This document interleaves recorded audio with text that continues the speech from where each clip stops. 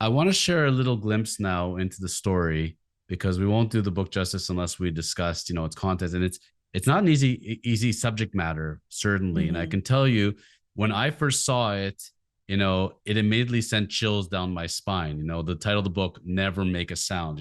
I remember what it's like as a youngster, very, very young, and being on my bed and having the light on in my closet and being afraid of not making a sound because I don't know who I'm going to piss off that day. It's Hmm. not a very good feeling. And whether somebody whether somebody is under abuse, is an abuser, knows somebody, this hearing the story may not always be easy, but I think it really helps in the healing and also being able to help others and understanding our society as a whole. I have one of my best friends, we became friends later in life.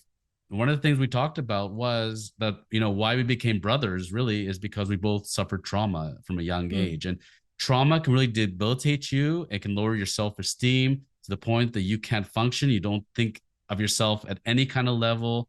Life doesn't really matter to you and nothing really matters. And that's a really hard way to live. And being able to get Hmm. past that and understanding this is not your fault and this is a result of trauma and healing the trauma, it's hard. And, I don't know, I can't see the percentage, but it's way higher than anybody thinks as far as the people that undergo that. So Most hearing the definitely. Yeah. so unfortunately, or fortunately, I guess, depending on how you look at it, it can hit a nerve for a lot of us when we hear this, but also it helps in the path of healing. And that's where when I started reading through this and thinking of my own experiences, you helped me along the way because I hear your story and I start to see myself through your eyes and I start to Wow. see my own experiences. And I think a lot of people will as well. A true story told through the eyes of a child in a raw suite of stories and poetry.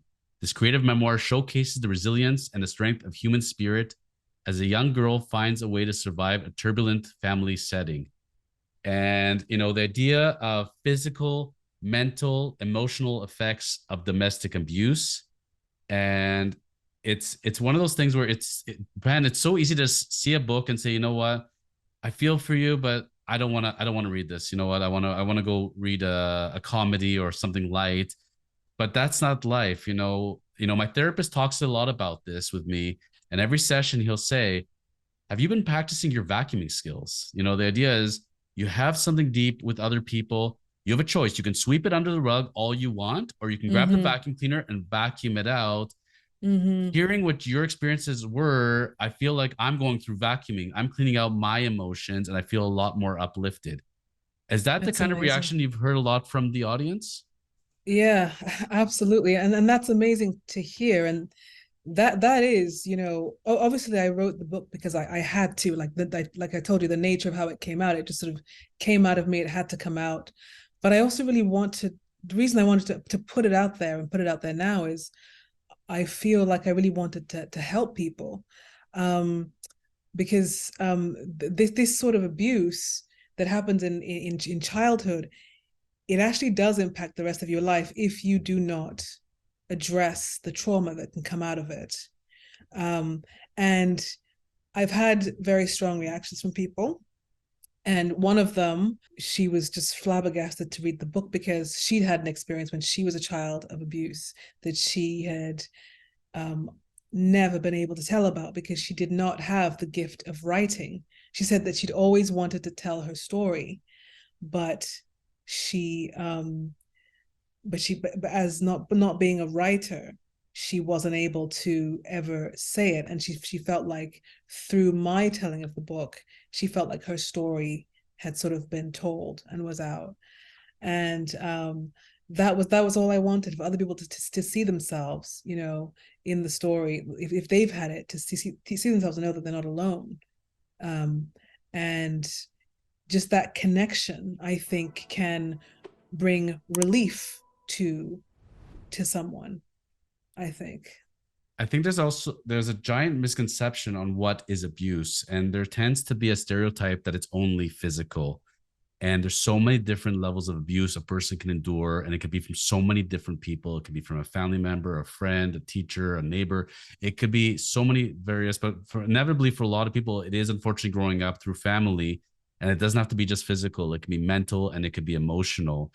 Preying on people's insecurities, whether it's physicalities from height and weight and things like that, to intelligence. There's so many ways abusers can find your points, and then when they find it and they know it's a trigger, they stick with it and they keep poking in the needle. And the more you endure it, you just almost come to accept it, unfortunately, and then it becomes your own reality, and you start telling yourself that until you believe it, and that's when the abuser wins, unfortunately. And it's just so sad and scary how this is the type of taboo that people think I can't talk about this. It makes me look vulnerable and weak, and I should just put it away and just be strong. And you don't have to be. It's good to let it out. And that's where I commend you saying that, there wasn't a book you could find on it. So you're going to give it to the world because Right. I try to put it down paper myself right now, and I'm struggling with it. The idea of a second book and talking about a memoir, it's like it's really hard to go there. And I give you all the hugs and courage in the world for doing this. And you put down that the book serving as a tool to help allies, mental health professionals more easily identify hidden childhood abuse and consequences.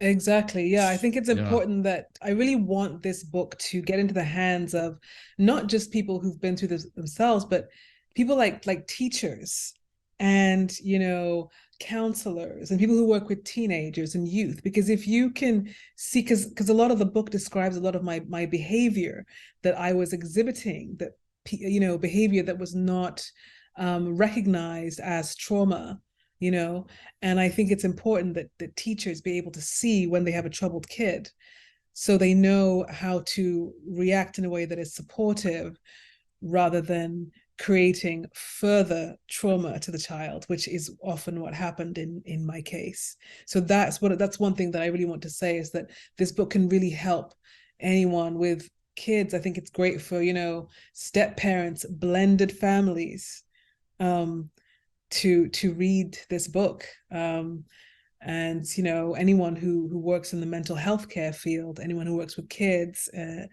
especially troubled kids, that this is really who I wanted this book to help.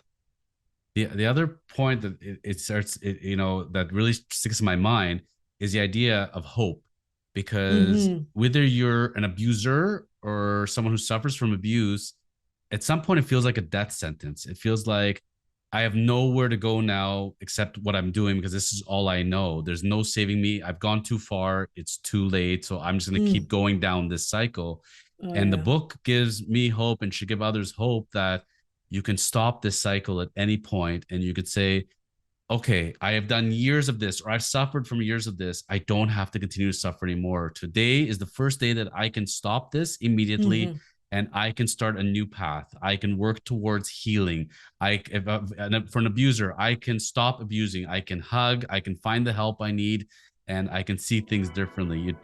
It's not a death sentence, because I could tell you as a kid, feeling like it, I felt like there's no hope. This is where I'm at, and this is the way it's going to be, and it's never going to change. So I just have to accept it, and that's it. And that's one of the things that yoga meditation helped me with, where I would lie there in Shavasana, and you think that it's the physicality, it's being alone with your thoughts. Everything comes Yeah. down, whether you're going with a therapist, a shaman, and yoga, meditation, whatever it is, it's being alone with your thoughts, and can you be okay with you? And I think where a lot of us struggle is we don't like ourselves. We don't like our thoughts. We have a hard time. And that's where we need the distraction of alcohol, drugs, TV, sex, whatever it is, whatever will dull the pain, because the scariest thing is being alone with our own thoughts. Yeah, so important what you said. Being able to have self-acceptance and sit with the discomfort of certain things. But what I do want to say is that two things: it does not have to define you. That your past, your trauma, your abuse does not have to define you. And but you have to want to heal. What you were saying about people thinking it's a death sentence, one important thing is that you have to really want to.